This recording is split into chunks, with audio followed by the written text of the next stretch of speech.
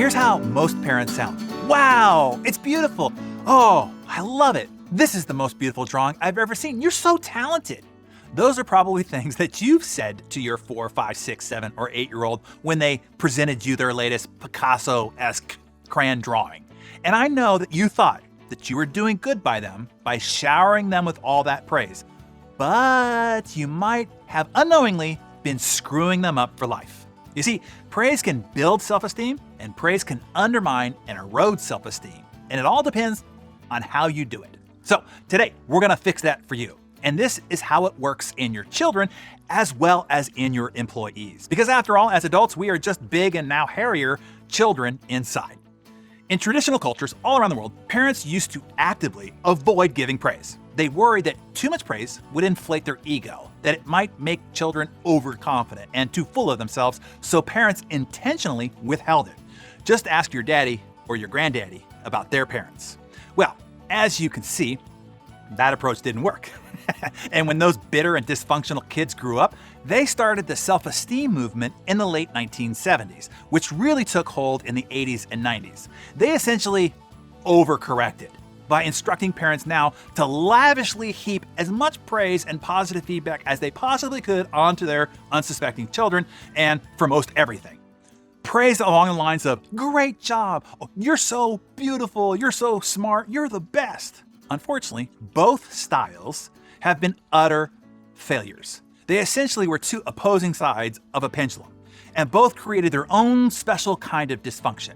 When a child grows up not feeling valued and not receiving praise or encouragement, they end up with borderline personality disorders such as, and I want you to think about your parents, grandparents, and great-grandparents as I describe these, a difficulty in trusting others, trouble regulating their emotions, high levels of anxiety, an unhealthy fear of rejection, unpredictable or confusing behaviors, and a lack of emotional awareness.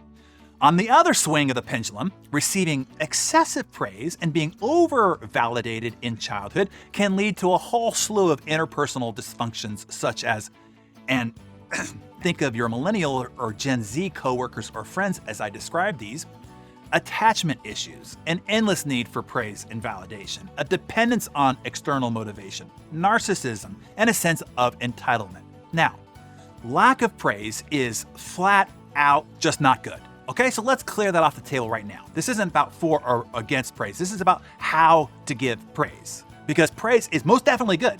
That is, if you don't screw it up and do it wrong.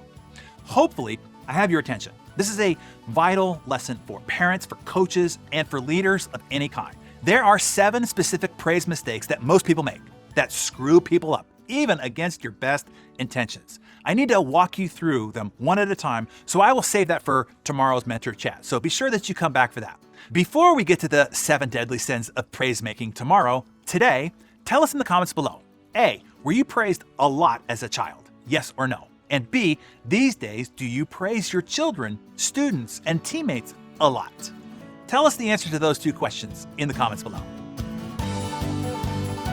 I want to sound the alarm here a bit. We need to have an urgent conversation about your future and about the future that is waiting for your children. A great gap has occurred, and it's widening rapidly between the haves and have-nots. And there is one skill that will determine which side of the line you end up on. A skill that will make you indispensable, irreplaceable, and highly paid, and it is urgently needed now. This is the one skill that AI can't replace. Robots can't replace. Self-service smart technologies can't replace. Globalization can't replace. And even Amazon can't replace. No matter the economy, no matter what crisis comes, and no matter how technology continues to progress. On this broadcast, you'll learn what that skill is, and you'll find out if you have it or not. This will be enlightening for some and alarming for others. I am making registration to this free. Register quickly if you want to get your spot.